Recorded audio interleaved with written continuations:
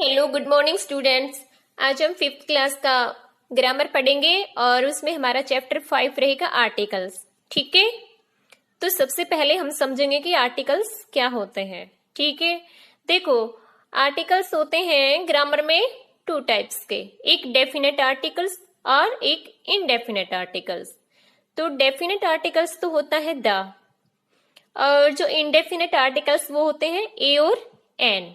ठीक है, तो मैं आपको बता देती हूँ कि ए एन कहाँ यूज होता है और द कहाँ यूज होता है। तो देखो, जो ए एन है वो कहाँ यूज होंगे कि हमारे जो इंग्लिश में अल्फाबेट है वो 26 होते हैं, जिसमें से 5 वावल होते हैं और 21 कॉन्सोनेंट होते हैं। तो वावल आपको पता होगा ए ई आई ओ यू होते हैं। तो जनरली तो क्या होता है, कॉन्सोनेंट लेटर से पहले ए का यूज कर देते हैं और जो वावल होता है उससे आगे ए एन का यूज करते हैं। लेकिन कभी कभी क्या होता है कि ऐसा नहीं होता है। जैसे आवर है, एच ओ यू आर, तो एच को देख के आप कॉन्सोनेंट समझ के ए कर दोगे, लेकिन गलत है, रॉन्ग हो जाएगा। क्योंकि आप उसको बोल के देखो, यहाँ पे साउंड इंपोर्टेंट है, वर्ड कि साउंड में क्या आ रहा है। एच ओ यू आर, हावर तो नहीं बोल सकते, आवर बोलेंगे उसको। और आवर बोलेंगे तो ए का साउंड आ रहा है का नहीं आ रहा है, इसलिए वहां पे एन का यूज कर देंगे, ए का नहीं करेंगे। ऐसे ही ऑनेस्ट, ऑनेस्ट एच को देख के तो आप क्या करोगे कि कॉन्सोनेंट लेटर है, हम ए का यूज कर देते हैं, लेकिन नहीं, वहां पे भी क्या होगा, एन का ही यूज करेंगे, क्योंकि साउंड ए का आ रहा है ना कि एच का आ रहा है। फिर ऐसे ही एन में भी कुछ होता है जहां हम रोंग कर देते हैं देख के। जैसे क्या होता है कि यूनिक, अब यूनिक का यू देख के आप क्या करोगे कि ऐसा ही होता है, इसको यू है, वावल है, और हम एन कर देते हैं।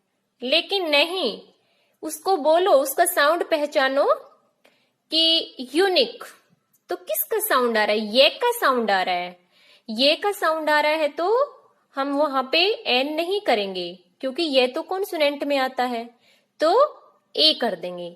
ऐसे ही क्या है, जैसे यूनिवर्सिटी है, तो यू को देख के पहचानोगे आप तो कि हमें ए नहीं कर देना है, ये तो वोवल है। लेकिन नहीं, सेम सिचुएशन, उसको भी बोलेंगे तो साउंड क्या आ रहा है, यूनिवर्सिटी, यानी ये आ रहा है, तो वहां भी हम ए ही कर देंगे, ना कि एन कर देंगे। ठीक है, तो ए और एन तो हो गया है। और क्या होता है कि जो ए और जो एन है वो सिंगुलर जो होता है उसी में, सिंगुलर नाउन में ही यूज होते हैं। ए और एन किसके लिए, सिंगुलर नाउन के लिए ही यूज होते हैं।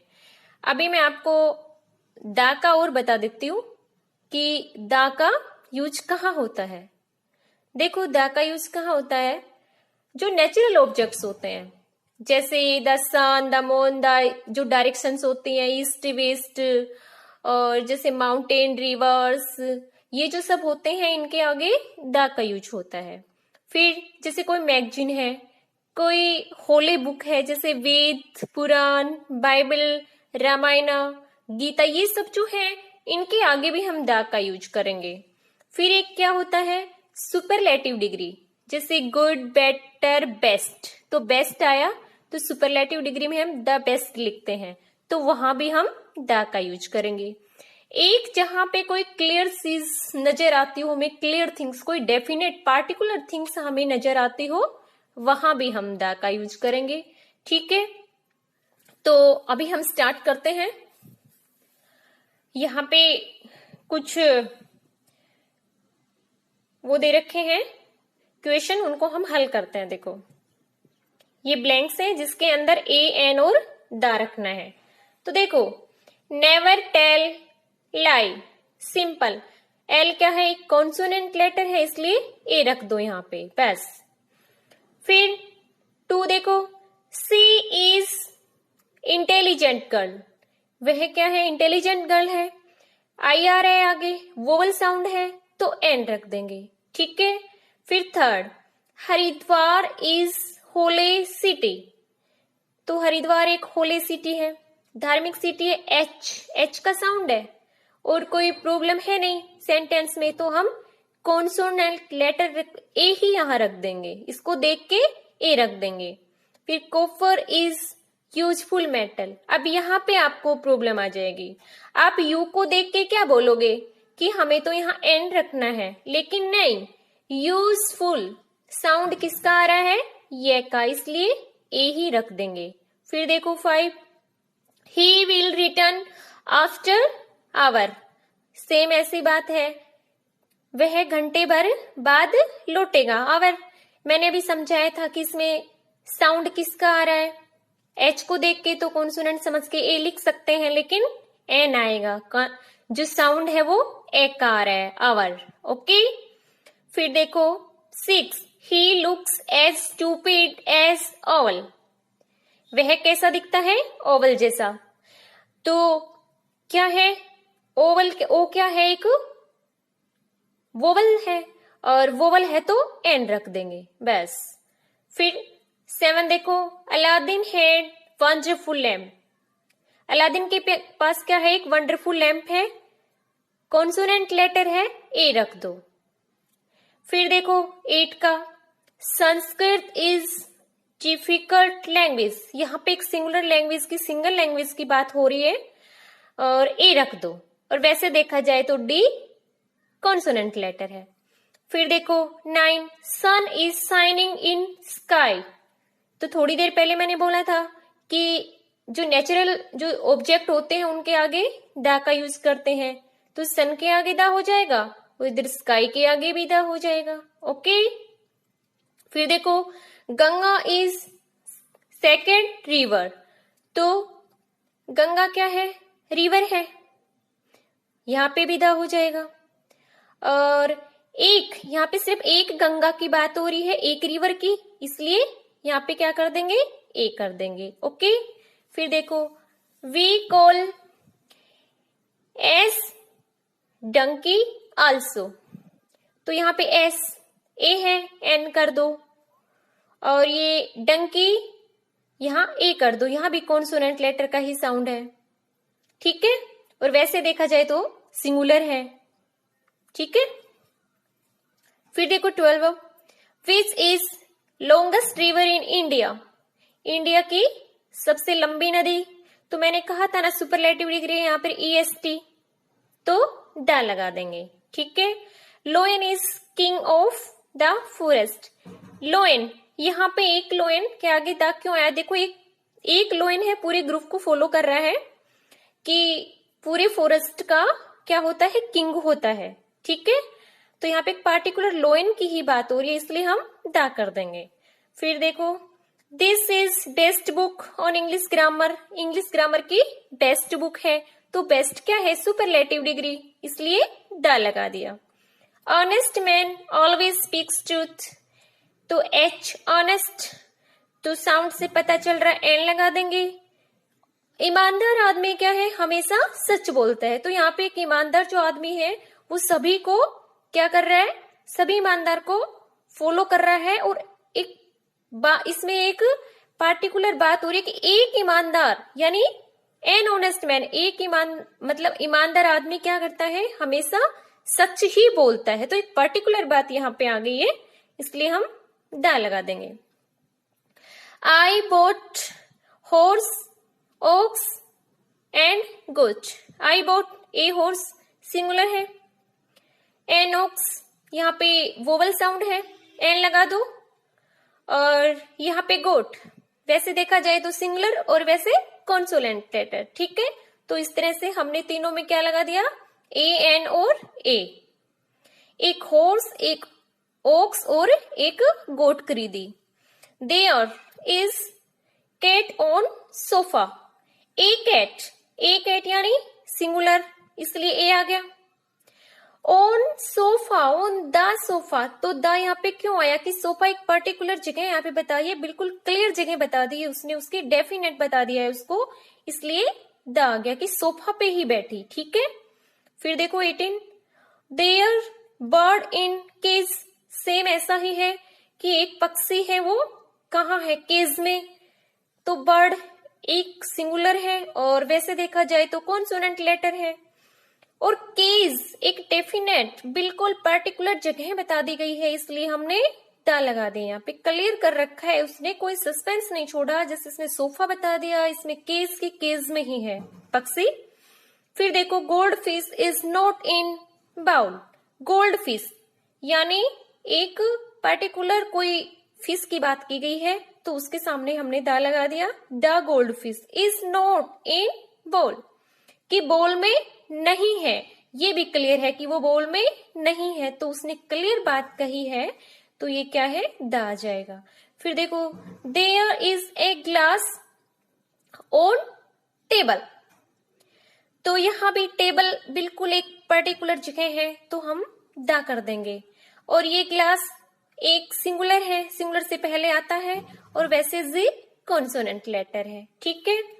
फिर देखो फोटोग्राफ इज ऑन वॉल, बिल्कुल फोटोग्राफ एक कोई डेफिनेट फोटोग्राफ है, उसकी बात इसने कह दी।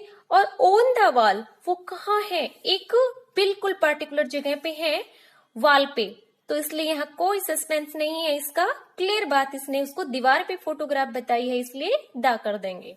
अभी चलो 22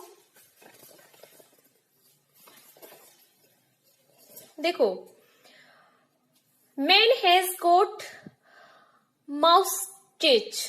ठीक है, मैन हैज गोट माउस्टेच, तो देखो यहाँ पे क्या आ जाएगा माउस्टेच पे, कि ये जो आदमी है पार्टिकुलर आदमी की बात हो रही है, तो दा ही आएगा। मैन हैज गोट ए माउस्टेच, तो इसका क्या है, इसका मतलब क्या होता है, माउस्टेच का मतलब क्या होता है, मूछे। तो यहाँ पे एक सिंगुलर की ही बात है, कोई एक मूछे है तो सिंगुलर ही तो हुई ना, इसलिए ए ही कर देंगे। और वैसे आप समझ सकते हो तो एम कॉन्सोनेंट है, वो भी समझ सकते हो। ठीक है। फिर देखो 23 old women is writing letter. Old women यानी ओल्ड वीमेन की बात हो रही है, सभी वीमेन की बात नहीं, ओल्ड वीमेन की, इसलिए एक पर्टिकुलर पर्सन की बात है, तो दा कर देंगे। और लेटर ए आ जाएगा, यहाँ पे एक लेटर लिख रही है यानी singular. Okay.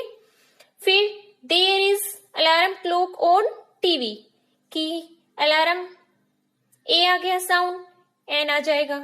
Clock on the TV, बिल्कुल टीवी के ऊपर ही वो बजती है। कहाँ है वो, बिल्कुल टीवी के ऊपर ही है जो अलार्म है वो। फिर देखो 15 का young women is reading book, बिल्कुल एसटी जैसा ही है, यंग वीमेन। यहाँ भी एक पर्टिकुलर वीमेन की बात हो रही है, यंग वीमेन की, यानी जवान लेडी की बात हो रही है, तो इसके आगे द कर देंगे। और ए बुक, बुक क्या है, सिंगुलर, एक बुक पढ़ रही है वो, तो ए कर देंगे। ठीक है, ये तो हमारे कंप्लीट हो गए हैं। और अब हम क्या करेंगे, हमें ये जो सेंटेंस है ना, यहाँ पे जहां पे द की रिक्वायर होगी वो रख देंगे। Put the where it is required, कि जहां पे द सेंटेंस की हमें आवश्यकता लगेगी वहां पे हम द को रख देंगे। तो देखो sun rises in the east, मैंने बोला था नेचुरल जो ऑब्जेक्ट्स होते हैं उनके आगे दा लगाएंगे, तो यहाँ सन के आगे दा लगा देंगे और ईस्ट के आगे दा लगा देंगे। तो the sun rises in the east, तो हमने दो जगह पे दा लगाया। फिर देखो how blue the sky looks, तो इसमें कहा लगाएंगे, देखो हाउ ब्लू स्काई लुक्स, तो मैंने कहा लगाया हाउ ब्लू द स्काई, यहाँ पे स्काई नेचुरल ऑब्जेक्ट है, तो यहाँ पे द लगा दिया। ठीक है, स्काई लुक्स, यहाँ पे सिर्फ स्काई के आगे लगेगा। Music of film was very loud, music of film की फिल्म का जो म्यूजिक है वो क्या था, लाउड, बहुत ही लाउड था। तो म्यूजिक की बात हो रही है ना, तो म्यूजिक से आगे लगा तो एक पर्टिकुलर यहाँ पे म्यूजिक ही आ रहा है, तो the music of the film was very loud, तो यहाँ पे हमने क्या किया, द म्यूजिक और फिर फिल्म जो है उसके पहले भी क्या लगाया, द लगाया। The music of the film, की फिल्म का जो म्यूजिक है, एक पर्टिकुलर बात हुई है कि फिल्म का जो म्यूजिक है वो क्या था, वेरी लाउड, तो यहाँ पे भी द लगा दिया हमने। और फिल्म के पहले भी दा लगा दिया, ठीक है। फिर moon was not shining in sky, तो मून नेचुरल ऑब्जेक्ट है, दा लगा दो, the moon was not shining in. फिर यहाँ पे स्काई आया तो हम तो क्या लगा देंगे, द स्काई, स्काई नेचुरल है ना, तो क्या कर देंगे, दा लगा देंगे। फिर देखो who is captain of your team, तो क्या करेंगे, who is captain, who is the captain, किसी पर्टिकुलर पर्सन की बात है ना यहाँ पे, who is the captain of your team, तो हम क्या लगा देंगे, द लगा देंगे। फिर 6 देखो, have you heard about accident, तो क्या कहाँ आ जाएगा इसमें द, देखो इसमें हमारा कहाँ आएगा the, have you heard about accident से पहले द आ जाएगा, द एक्सीडेंट, एक एक्सीडेंट की बात हो रही है कि क्या एक्सीडेंट के बारे में सुना तुमने, तो उस एक्सीडेंट यानी उस जो इंसिडेंट हुआ है उसके बारे में बात हो रही है, तो हम क्या करेंगे, एक्सीडेंट के आगे द लगा देंगे, ठीक है। फिर देखो there was a shop at corner of street, तो देखो देयर वॉज ए शॉप, यहां कहां लगा देंगे, एट द कॉर्नर, कॉर्नर से पहले क्या लगा देंगे, द लगा देंगे, at the corner of the street, एक पार्टिकुलर बात है कि द कॉर्नर, उसका कोना, और उस गली में, गली भी एक पार्टिकुलर बात और उसका कोना भी, देर वाज ए शॉप, कि वहां जो गली में एक कोना, वहां पे क्या है, एक कॉर्नर पे शॉप है, तो इसने पार्टिकुलर बात कह दी, यहां भी दा लगा देंगे और स्ट्रीट से पहले भी दा लगा देंगे। फिर देखो लास्ट में ये I am sitting in bathtub, तो यहां क्या कर देंगे, I am sitting in bathtub में I am sitting in the bathtub, कहाँ है, एक जगह तो बताइए ना उसने अपनी पार्टिकुलर, कहाँ, बाथटब बता दिया उसने ऊपर, लेकिन बाथटब के आगे तो हमें द रखना पड़ेगा ना, क्योंकि उसने अपनी पार्टिकुलर बिल्कुल क्लियर बता दिया कि मैं कहाँ बैठा हुआ हूं, बाथटब में, तो हम क्या कर देंगे, द कर देंगे, ठीक है। तो ये कंप्लीट हो गया है। Okay students.